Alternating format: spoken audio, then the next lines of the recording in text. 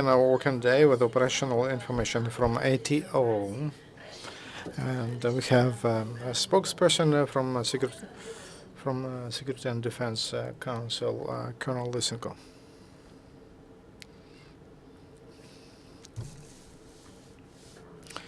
Good afternoon, dear colleagues. The situation in Donetsk and Lugansk regions is still tense and hard. Differences during the last day were not noticed. Terrorist and Russian troops continue shelling upon the positions of anti-terrorist operation. Our military men, when they fight back, they destroy those attackers. At the same time, Ukrainian armed forces build positions to and prepare for the winter. In the morning, violating conditions of Ukrainian legislation and international as to humanitarian cargoes from territory of Russia to Ukraine through border crossing points is Varin and Matvey Kurgan-Uspienka. 106 trucks of so-called humanitarian convoy passed from Russia to Ukraine. Since 8 o'clock in the morning from Matvey Kurgan, 63 trucks passed, and from 8 to 9:40 through Donetsk border crossing point of Russian Federation, 43 trucks passed. Because representatives of the International Red Cross Organization did not participate in organizing this and transportation of this cargo, Ukrainian border guards and custom officers just visually observed how that cargo went through our border. Everything happened without any control function of our border guards or customers. So they were not able to do that physically. The content and destination of that cargo is not known.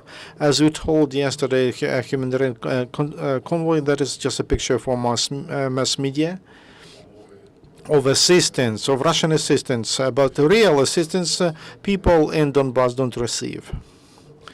Quite the opposite, the lion's part of humanitarian cargoes get into the hands of militants, and as food, and also the biggest part that of that convoy, that is ammunition, and for in order to continue military activities. In Donetsk direction, the militants shelled with tanks, grenade launchers, mortars, Ukrainian they shelled upon positions of Ukrainian armed forces in the airport, and there were several attacks on the airport. Big battles, but our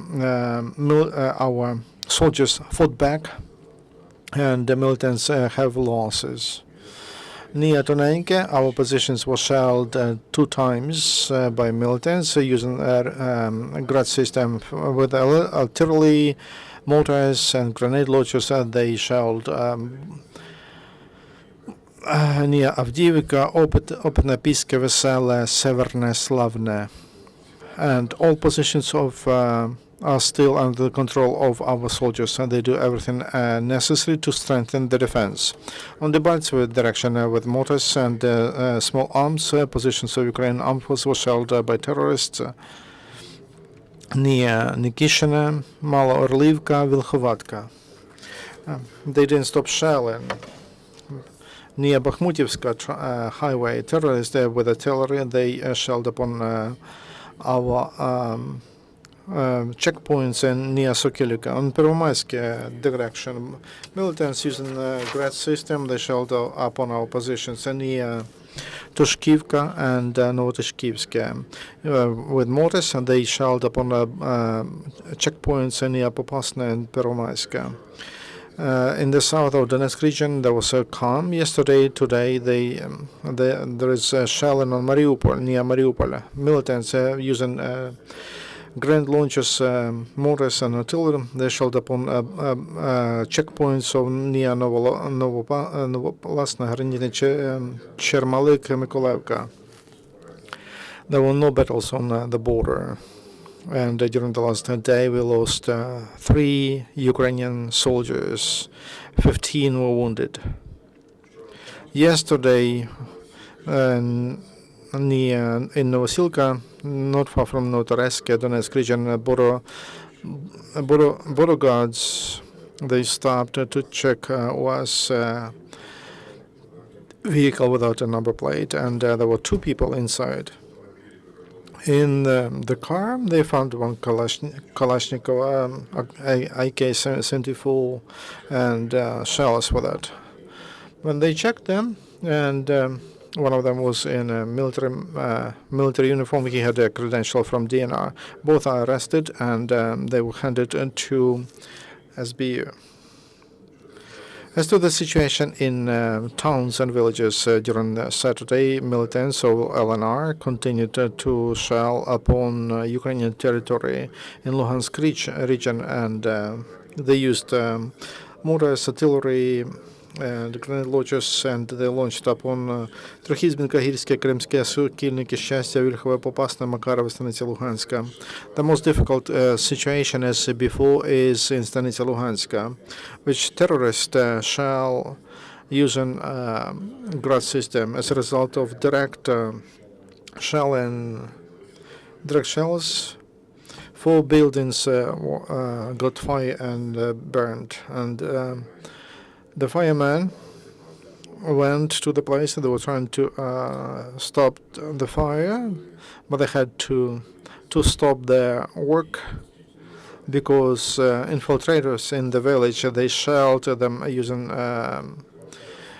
submachine guns, and they had for some time they had to just stay on ground, and they continued to extinguish fire after militants left the village, and we don't have information about casualties among civilians.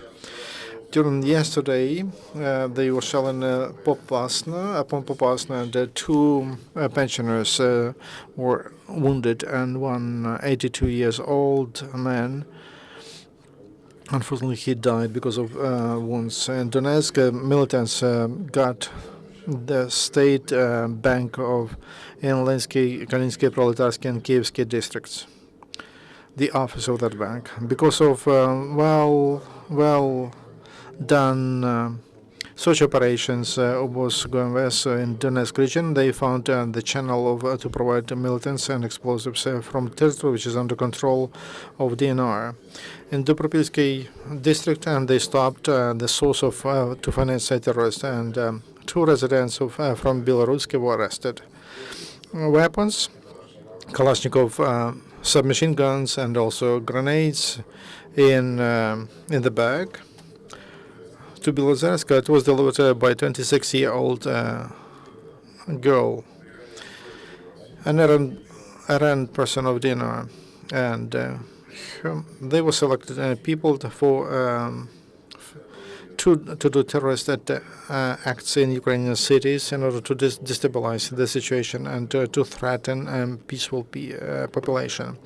Backwards, the courier, the errand person was carrying money, and she received from that ammunition, and in Donetsk, she delivered that to the fighters of Russian Orthodox Army, which is on the side of self-announced or self-declared republic. These arrested people, they could spend now 15 years in a prison. There are fights between different gangs of terrorists, according to the information we received in Alexandrivka, Donetsk region. One artillery installment, 1 mortar, and 1 military truck was destroyed. 18 terrorists died during clashes between Yestebul LNR and Russian Cossacks in Anthracite. According to the information received, because of the higher pressure from competing gangs and no payment among Cossacks, there are more cases that they flee away. Some gangs are very close to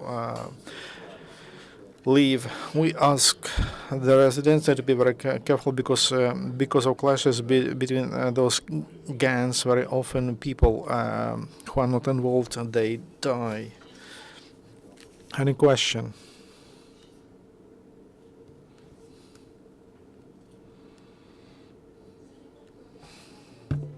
Today we got information that one of the terrorists, so-called one of the minister of LNR, they started to speak about compliance with Minsk agreements as if it's very important for them. Is there an information? Is there information that a terrorist will stop, will cease fire, and why do you think they start to speak about that now? You see, compliance with Minsk agreements is compulsory for all parties in ATO area, including militants. Some preconditions don't exist. There are commitments and there are decisions signed by the parties in Minsk. Preconditions for ceasefire is a will of militants who open fire the first. As soon as they stop that, then there will be grounds for us to comply with the rest of the paragraphs of Minsk agreement. So everything depends on them. Any question? If there is no question, then the working day is over for today. Побачення.